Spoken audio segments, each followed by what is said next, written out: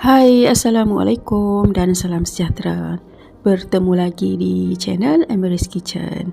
Hari ini saya nak kongsikan resepi aiskrim ikat yang lembut dan tidak berkaca. Okey, mula-mula kita sediakan dulu satu periuk, kemudian masukkan 2 kotak susu UHT. Okey, setiap kotak tu isi dia 200 ml. Kemudian tambahkan lagi dengan 4 kotak air.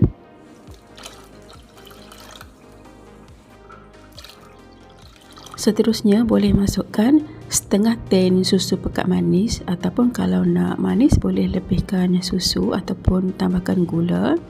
Kemudian masukkan juga sedikit esen vanila untuk nak wangikan lagi aiskrim ni. Okey, kesemua bahan tu dah masuk, jangan lupa masukkan sedikit garam.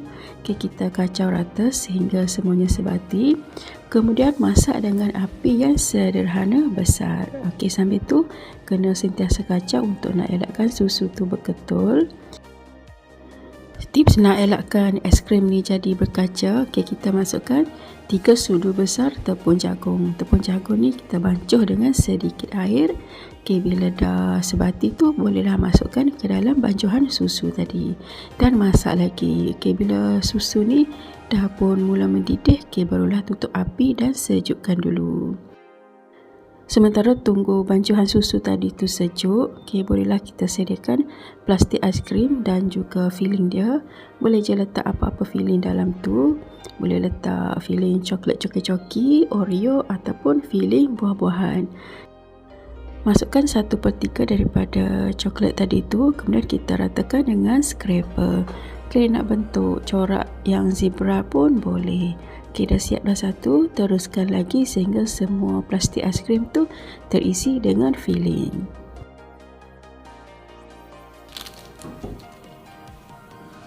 Untuk filling buah-buahan pula, okey, dah siap masukkan filling ni. Kita sejukkan dulu dalam peti ais supaya bila masukkan bancuhan susu nanti tu dia tak akan mudah bercampur. Okey, bolehlah letakkan stiker juga. Okey, bancuhan tadi dah pun sejuk sepenuhnya, barulah masukkan ke dalam plastik aiskrim. Kemudian kita ikat ketat-ketat.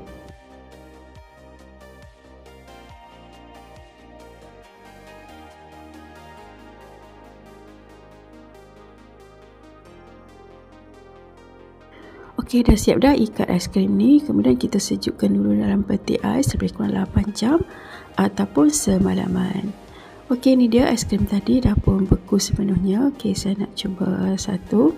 Okey, dia punya texture tu memang agak keras, tapi bila lepas potong tu dan makan, dia punya texture tu memang agak lembut dan tidak mudah berkaca. Sedap je makan aiskrim ni. Dia tak keras tapi lembut sebab kita masukkan bancuhan tepung jagung tadi. Senang je kan nak buat aiskrim ikat ni. Okey, itu saja perkongsian pada kali ini. Jumpa lagi. Bye.